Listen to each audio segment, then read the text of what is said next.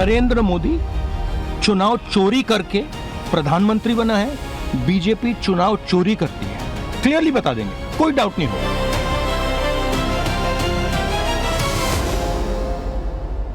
पिछले कई वर्षों से यहां एक खतरनाक साजिश चल रही है। ये साजिश घुसपैठ की है। हर जगह ये कोशिश हुई कि यहां की आबादी का संतुलन बदल दिया जाए।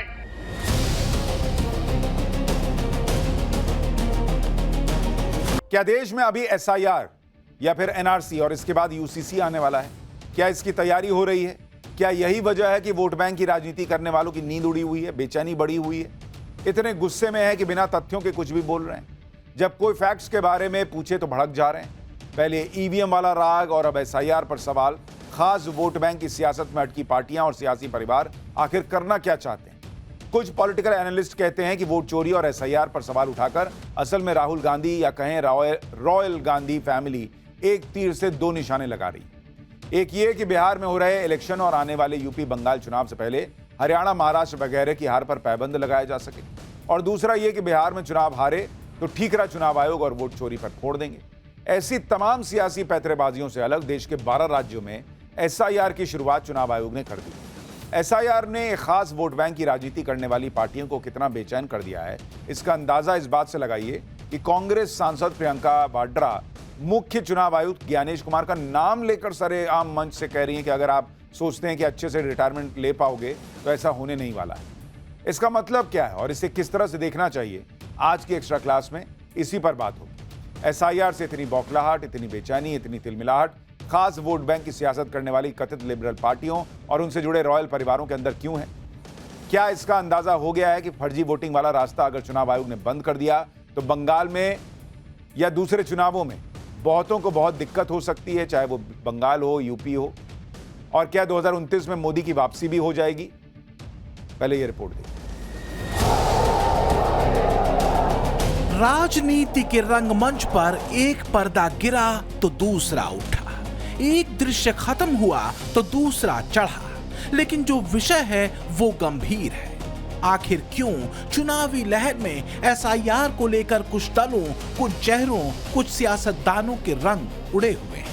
क्यों एसआईआर को कोई इनडायरेक्ट एनआरसी कह रहा है तो कोई कह रहा है इसके बाद तो यूसीसी यानी यूनिफॉर्म सिविल कोड का आना तय है। बंगाल में ममता दीदी नाराज है, तमिलनाडु से स्टालिन सुप्रीम कोर्ट पहुंचे हैं, राहुल गांधी वोट चोरी वाला नैरेटिव कर रहे हैं, अखिलेश तेजस्वी एसआईआर को मुसलमानों के खिलाफ साजिश बता रहे हैं। देखने के बाद, डेटा देखने के बाद मेरी सोच है कि वही मध्य प्रदेश में हुआ है, वही महाराष्ट्र में हुआ है, वही छत्तीसगढ़ में हुआ है, और ये बीजेपी और इलेक्शन कमीशन का सिस्टम है, और हमारे पास और भी सबूत है और वो आस्ते आस्ते हम दिखाएंगे। बट मेन मुद्दा वोट चोरी का है और एसआईआर उसको अब कवर अप करने का है और इंस्टीट्यूशनलाइज करने का सिस्टम। तो जमीनी हकीकत आखिर है क्या? क्यों एसआईआर के मुद्दे पर चुनाव आयोग को एक विलेन के तौर पर विपक्षी पार्टियां देख और दिखा रही हैं? बंगाल से लेकर गुवाहाटी और मध्य प्रदेश से लेकर मुंबई तक की मुस्लिम बस्तियों में भी क्या एसआईआर को लेकर वही सवाल हैं जो विपक्ष के हैं, या वहां ध्वनि कुछ अलग है? या आज समझने की कोशिश करेंगे घुसपैठ की जमीनी हकीकत और दावों के बीच। वोटर लिस्ट को दुरुस्त करने के चुनाव आयोग के एसआईआर पर सबसे ज्यादा गुस्से में हैं बंगाल की मुख्यमंत्री ममता बनर्जी। पिछले दिनों कोलकाता की सड़कों पर एक विशाल मार्च में ममता दीदी ने चुनाव आयुक्त से लेकर पीएम मोदी पर कटाक्ष किया था। और आपने का पास से 1000 करके छुपाया तो हम क्या बोलेगा? चोरी किया? चोर को जवाब देना बोलो। अगर तुम जनता का पास से 1000 करके आधार कार्ड बनाने के लिए लिया तो तुम क्यों अभी कहते हैं Aadhaar card, no Aadhaar for voter list, no Aadhaar for ration card, लेकिन बैंक में जब आप अकाउंट करने जाता है तो आधार लिंक चाहते हैं। नहीं कर रहा है।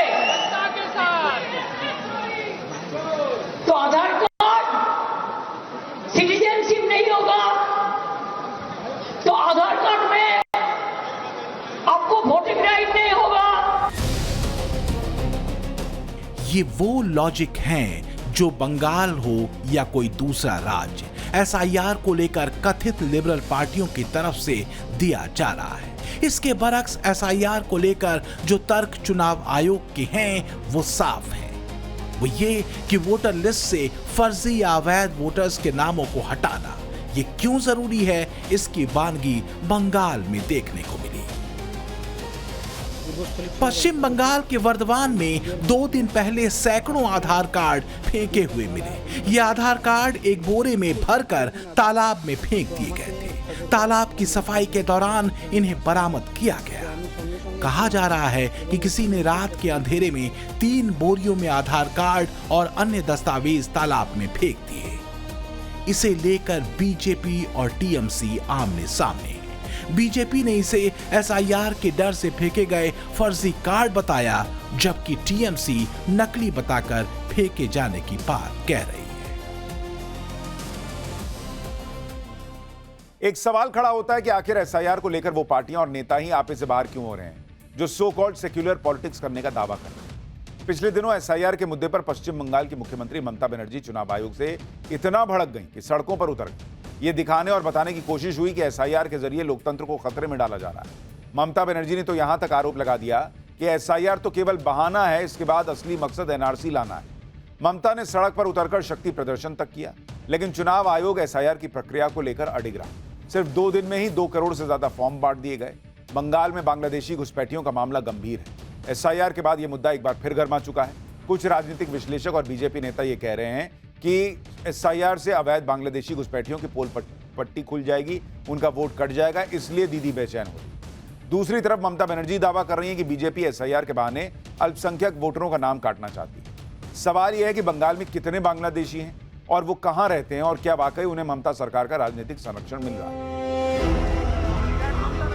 ममता बनर्जी परेशान है। राहुल गांधी का राजनीतिक भविष्य दांव पर है। अखिलेश को यूपी की सत्ता में एंट्री का कोई रास्ता नहीं दिख रहा और तीनों का दर्द, तीनों की सामूहिक पीड़ा है एसआईआर। लेकिन सवाल है क्यों? क्योंकि एसआईआर हो या एनआरसी, इन दोनों का एक सिरा ये तीनों वोट बैंक के कटने से जोड़ते हैं, जबकि सरकार कहती है उसके निशाने पर सिर्फ और सिर्फ घुसपैठी है।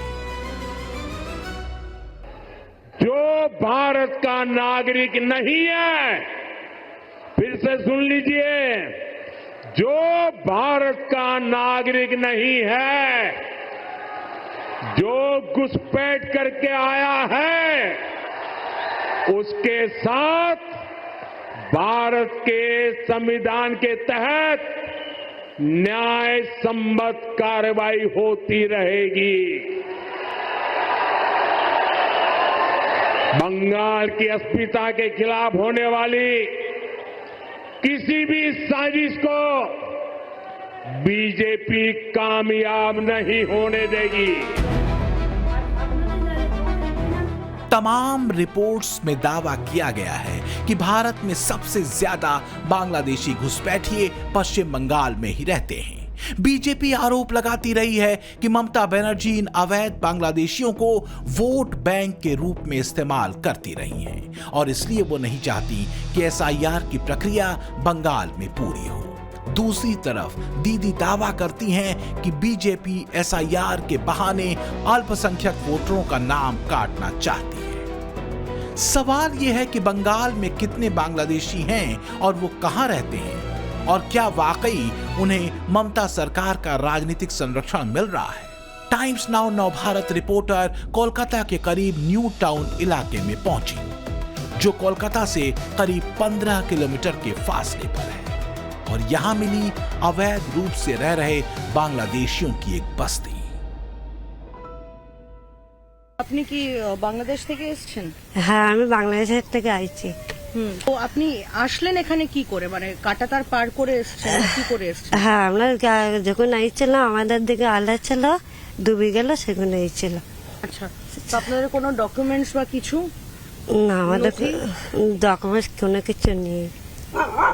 এখানে ভারতের আধার কার্ড বা হচ্ছে ভোটার আইডি কিছু আছে আপনাদের? আমার ভোটার কার্ড নেই। আর আধার কার্ড? আধার কার্ড একটা আছে, বাচ্চা স্কুলে ভর্তি করার জন্য।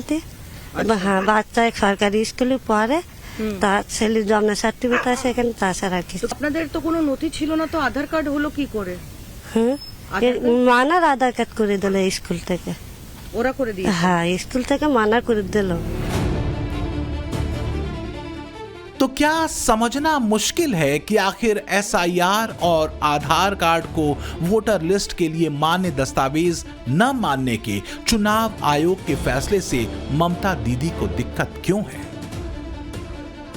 तो क्या मुद्दा दरअसल मुस्लिम वोटर्स का नाम कटना नहीं है, बल्कि एसआईआर के जरिए उन फर्जी वोटर्स या घुसपैठियों को बाहर करने का है जो धीरे धीरे कथित सेकुलर पार्टियों के कोर वोटर्स बनकर देश के लोकतंत्र को नुकसान पहुंचा रहे हैं? बात सिर्फ बंगाल की नहीं, बल्कि बिहार, यूपी और देश के दूसरे राज्यों की भी है।